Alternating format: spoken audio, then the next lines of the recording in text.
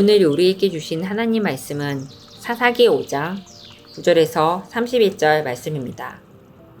왕들이 와서 싸울 때에 가나안 왕들이 무깃도 물가 다하락에서 싸웠으나 은은 탈취하지 못하였도다. 별들이 하늘에서부터 싸우되 그들이 다니는 길에서 히스라와 싸웠도다. 기손강은 그 무리를 표류시켰으니 이 기손강은 옛 강이라. 내 영혼아, 내가 힘있는 자를 밟았도다. 그때의 군마가 빨리 달리니 말굽소리가 땅을 울리도다. 여호와의 사자의 말씀에 메로스를 저주하라.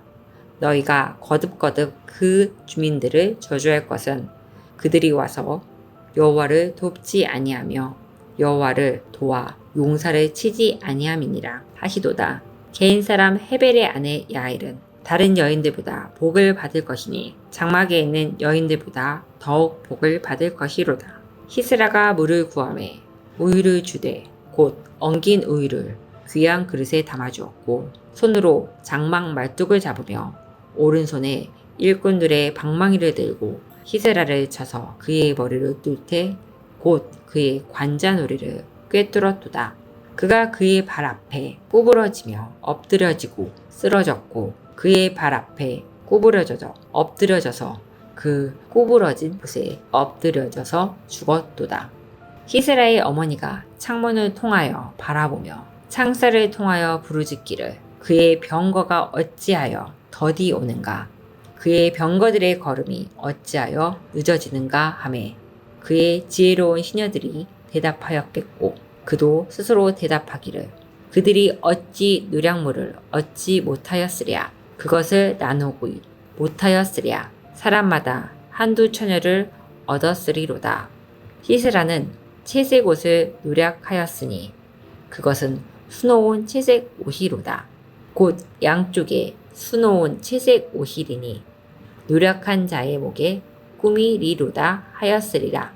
여호와여, 주의 원수들은 다 이와 같이 망하게 하시고 주를 사랑하는 자들은 해가 힘있게 도즘 같게 하시옵소서 하시니 그 땅이 40년 동안 평온하였더라. 아멘.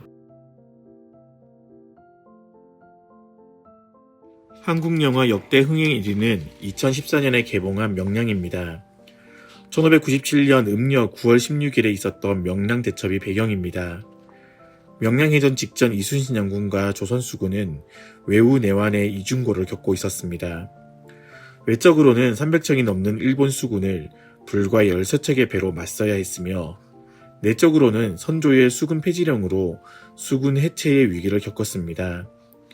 해전에서 승리한 이후 이순신 장군은 난중 일기에서 이것은 실로 천행이었다라고 적을 정도였습니다. 이와 유사한 싸움이 사사기 사후장의 전쟁입니다. 결과적으로 드보라와 바락이 이끌었던 이스라엘이 승리했지만 싸움 직전만 하더라도 이스라엘은 사사기 5장 전반부가 묘사하듯 외우 내환의 위기였습니다. 하소랑 야빈과 그의 군대 장관 시스라의 압제로 숨도 잘 쉬기 어려운 상황이었고 전쟁 직전까지도 이스라엘은 분열돼 있었습니다. 전쟁에서 승리한 것이 실로 천행인 까닭입니다.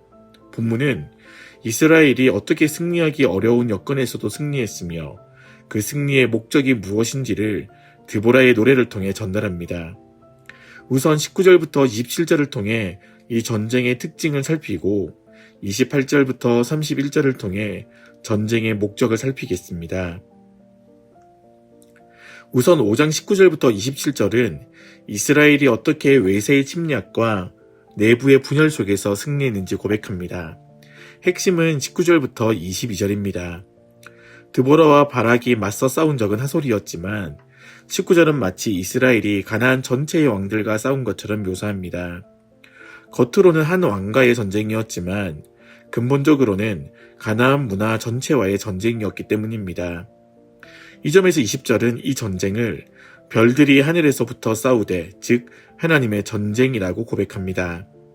구약에서 별은 그 자체로 신적인 존재는 아니지만 여호와의 뜻을 전달하고 대리하는 존재였습니다.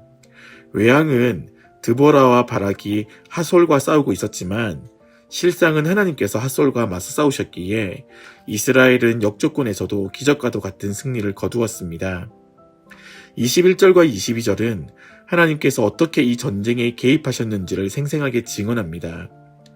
본래 기송강은 여름에는 말라있기에 핫솔 군대는 안심하고 기송강에 군대를 집결시켰습니다.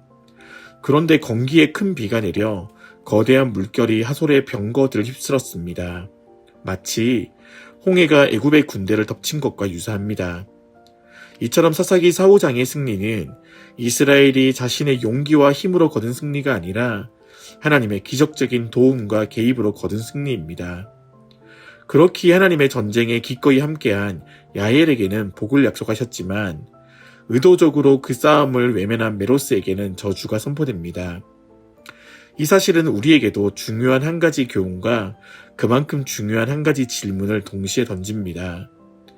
핫솔과 맞서 싸우셨던 여호와 하나님께서는 지금 여기에서도 싸우고 계십니다.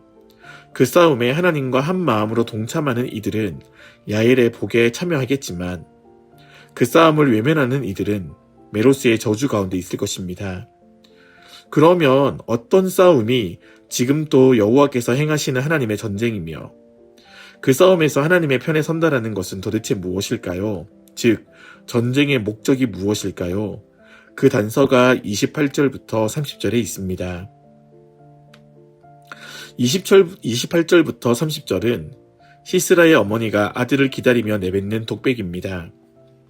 아직 그녀는 자신의 아들이 어떻게 죽임을 당했는지 알지 못한 상태인데 29절부터 30절에는 시스라가 승리했을 경우 발생했을 일들이 담겨 있습니다.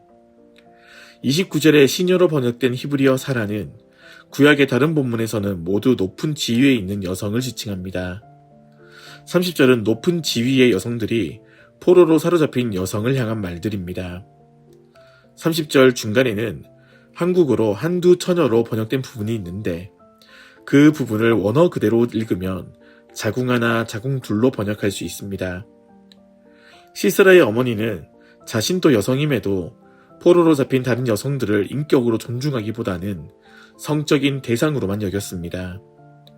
전쟁에서 패한 여성들을 얼마나 함부로 대했는지 짐작할 수 있습니다. 30절에 반복적으로 등장하는 채색 옷도 마찬가지입니다. 시스라의 어머니가 자랑하는 옷들은 모두 약탈한 것들입니다. 그 대가로 누군가는 헐벗었을 것입니다. 만일 시스라가 승리했다면 어떤 일이 벌어졌을지 짐작이 되지 않습니까? 누군가는 아름다운 채색 옷을 주렁주렁 걸치고 있을 때 누군가는 헐벗은 상태로 끌려옵니다. 누군가는 궁의 높은 곳에서 자신의 지위를 자랑하지만 사로잡힌 이들은 인간 이하의 대우를 받을 뿐입니다. 이제야 하나님의 승리를 찬양하는 드보라의 노래에서 왜 시스라의 어머니가 등장했는지 알 수 있습니다. 29절과 30절은 욕망 가득한 가나안의 문화가 만들 세상을 소개합니다. 가나안의 세상은 사람 위에 사람이 있고 사람 아래 사람이 있는 세상입니다. 누군가의 헐벗음이 누군가의 자랑이 되는 세상입니다. 하지만 하나님께서 다스리시는 이스라엘은 달라야 했습니다. 신명기 21장 10절에서 14절을 참고하면 이스라엘에서는 전쟁에서 포로로 잡힌 여성에게도 그 과정에서 죽었을 그들의 부모를 위해 애곡할 시간을 주었습니다. 또한 그녀들에 대한 호감이 사라졌더라도 돈을 받고 팔거나 종으로 여기지 않도록 그래서 인간의 존엄성을 지킬 수 있도록 보장했습니다. 비로소 31절의 마지막 구절을 이해할 수 있습니다. 이웃을 약탈하고 폭력을 행했던 이들이 하나님께 패하자 그 땅에 평화가 임했습니다. 하나님께서는 과거에도 하나님의 형상인 사람을 함부로 대하는 가나안 문화와 싸우셨고 지금 또 권력과 약탈을 일삼는 세상과 싸우고 계십니다. 그것만이 평화를 선물하는 길이기 때문입니다. 이제 이 말씀이 우리에겐 어떤 의미가 있을까요? 드보라의 고백처럼 여호와 하나님께서는 지금 또 악한 세상과 싸우시며 또한 우리를 그 싸움의 동역자로 부르십니다. 이런 맥락에서 골로새서 2장 15절이 중요합니다. 제가 읽겠습니다. 통치자들과 권세들을 무력화하여 드러내어 구경거리로 삼으시고 십자가로 그들을 이기셨느니라. 아멘. 사사기 4, 5장에서 누구도 예상하지 못한 하늘의 비와 거센 물결이 핫솔 군대를 무너뜨렸다면 이제 하나님은 누구도 예상하지 못했던 그리스도의 십자가로 모든 가나안을 무너뜨립니다. 그리스도의 십자가가 어떻게 세상 권력과 문화를 무너뜨렸습니까? 그리스도를 십자가에 못 박은 세상은 그리스도에게 손가락질 받는 포로가 아닌 모두의 우러름을 받는 권력자가 되라고 속삭였습니다. 하지만 그리스도는 끝까지 죄인을 사랑하심으로써 스스로 죄인의 모든 저주를 친히 담당하셨습니다. 그 순간 세상이 자랑했던 권력이 그리스도 안에서 깨어졌습니다. 또한 세상은 헐벗은 그리스도에게 십자가에서 내려와 아름다운 채색 옷을 취하라고 속삭였으나 그리스도는 벗은 그대로 십자가에서 죽으셨습니다. 자신의 수치를 가리기 위해 누군가의 옷을 약탈하는 세상의 질서에 균열을 일으켰던 것입니다. 이처럼 하나님께서 십자가에 못 박히시고 다시 부활하신 그리스도를 통하여 여전히 세상과 싸우고 계십니다. 이제 어떤 싸움이 하나님의 싸움이며 또 어떤 싸움이 그저 우리의 욕망 어린 싸움인지 분별할 수 있습니다. 고통받는 자들을 외면하지 않는 것, 나의 부끄러움을 덮기 위해 이웃을 이용하지 않는 것이 지금 또 행하시는 하나님의 싸움입니다. 그분의 싸움은 진정한 평화를 이루시는 전쟁 자체를 종식하시는 싸움이기 때문입니다.